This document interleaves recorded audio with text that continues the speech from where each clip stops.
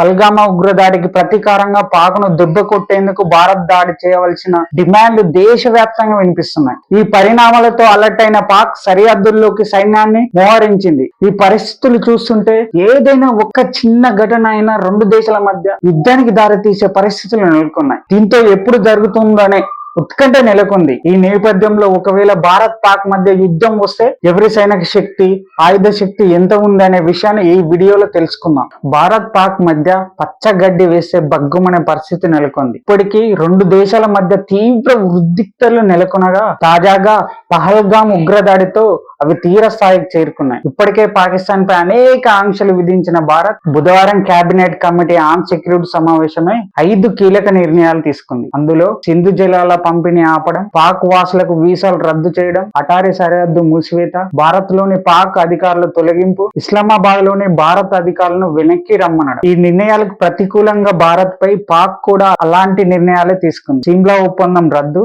భారత్ తో వాణిజ్య సంబంధాలు తెంచుకోవడం, పాక్ ఎయిర్ స్పేస్ ను భారత్ తో ఉపయోగించుకోకుండా అడ్డుకోవడం, భారతీయులకు సార్క్ వీసాలు రద్దు, ఇస్లామాబాద్ లోని భారత దౌత్య అధికారుల తగ్గింపు సహా పలు నిర్ణయాలు తీసుకుంది. ఈ క్రమంలోనే రెండు దేశాల మధ్య యుద్ధ వాతావరణం నెలకొంది. భారత్ తో పోల్చుకుంటే పాకిస్తాన్ జనాభా పరంగా, సైనిక పరంగా, ఆయుధాల పరంగా, ఆర్థిక పరంగా, రాజకీయ పరంగా, అంతర్జాతీయ సహకారం పరంగా అన్ని రంగాల్లో వెనుకబడి ఉంది. ఇప్పటికే అడుక్కునే స్థాయిలో ఉన్న పాకిస్తాన్ భారత్ తో యుద్ధం వస్తే ఇంకా పాతాలని పడిపోతుందనే విషయం తెలిసినా ఆ దేశం కవ్వింపు చర్యలకు దిగుతూనే ఉంది. విదేశీ మారక నిల్వలు పూర్తిగా అడుగంటిపోయి రోజు గడవాలంటే విదేశీ సంస్థలు, అంతర్జాతీయ సంస్థల మధ్య చేతులు దాచి అడుక్కుంటుంది. పాత ఆర్థిక వ్యవస్థ తీవ్ర పతనావస్థలో ఉంది. అంతర్గతంగా పాక్ లో అనేక రాజకీయ ఏర్పాటువాద సవాళ్లు ఉన్నాయి. ప్రభుత్వం, సైన్యం మధ్య కూడా సఖ్యత లేదు. ఒకవైపు ప్రత్యేక దేశం కోసం ఎప్పటి నుంచో డిమాండ్ చేస్తున్న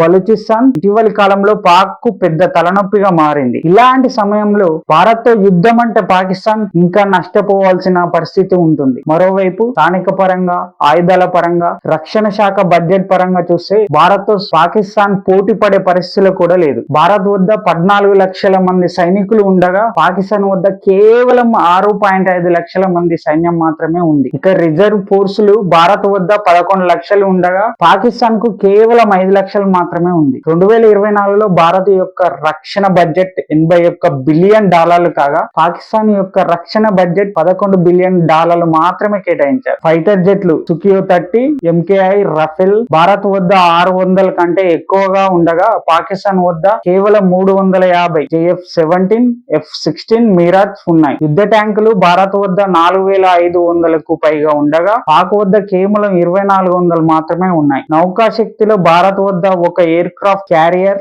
డిస్ట్రాయర్, సబ్మరైన్లు ఉన్నాయి. కానీ పాకిస్తాన్ వద్ద నౌకా శక్తి పరిమిత సంఖ్యలోనే ఉంది. ఇక న్యూక్లియర్ ఆయుధాలు భారత్ వద్ద 160 నుంచి 170 ఉన్నట్లు అంచనా ఉండగా పాకిస్తాన్ వద్ద 160 నుంచి 165 అణ్వాయుధాలు ఉన్నట్లు అంచనా ఉంది. ఈ ఒక్క అణ్వాయుధాల విషయంలో మాత్రం భారత్ ను ఢీకొట్టే సత్తా పాకిస్తాన్ కనిపిస్తోంది. మిసైల్ శక్తిలో భారత్ వద్ద అగ్ని, బ్రహ్మోస్ వంటి అగ్రశ్రేణి బాలిస్టిక్ క్షిపణులు, క్రూజ్ మిసైల్ ఉన్నాయి. అదే పాక్ వద్ద షాహీన్, గౌరీ, బాబుర్ మిసైల్ ఉన్నాయి. పహల్గామ్ ఉగ్రదాడిని భారత్ చాలా తీవ్రంగా పరిగణిస్తుంది. అంతేకాకుండా ఈ దాడి చేసిన ఉగ్రవాదులు ఎక్కడ ఉన్నా తీసుకువచ్చి మట్టిలో కలిపేస్తామని స్వయంగా ప్రధానమంత్రి నరేంద్ర మోదీ తీవ్ర హెచ్చరికలు చేశారు. కేంద్ర మంత్రులు అమిత్ షా, రాజ్నాథ్ సింగ్ కూడా ఇలాగే తీవ్రంగా స్పందించారు. నేరుగా యుద్ధ మార్గాన్ని ఎంచుకోకుండా భారత్ పలు దౌత్య, ఆర్థిక పరంగా చర్యలు తీసుకుంటోంది. అయితే యుద్ధ విషయంలో భారత్ పెట్టుకున్న రూల్ మాత్రం ఎన్నటికీ మారదు. మొదట ప్రత్యర్థి దాడి చేస్తేనే దానికి ప్రతిస్పందించడం తప్ప భారత్ ఎన్నడూ మొదట యుద్ధాన్ని కాల్దువ్వదు. ప్రస్తుతం ఇరు దేశాల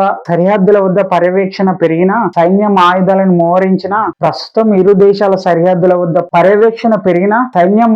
మోహరించినా యుద్ధం జరగడం అనేది చివరి పరిష్కారంగా మాత్రం రెండు దేశాలు భావిస్తున్నాయి. ఎందుకంటే ఒకసారి యుద్ధం గనుక ప్రారంభమైతే రెండు దేశాలు తీవ్రంగా నష్టపోవాల్సి వస్తుంది. సైనిక పరంగా పాక్ కంటే అత్యంత బలంగా ఉన్న భారత్ పాక్ కవ్విస్తే తప్ప యుద్ధ భూమిలో అడుగు పెట్టదు. అయితే పాక్ వద్ద అణ్వాయుధాలు భారీగా ఉండడం తీవ్ర ఆందోళన కలిగిస్తోంది. ఒకసారి అణ్వాయుధాలు ప్రయోగిస్తే దాని వల్ల కలిగే నష్టం ఊహించడం కూడా చాలా కష్టంగా ఉంటుంది.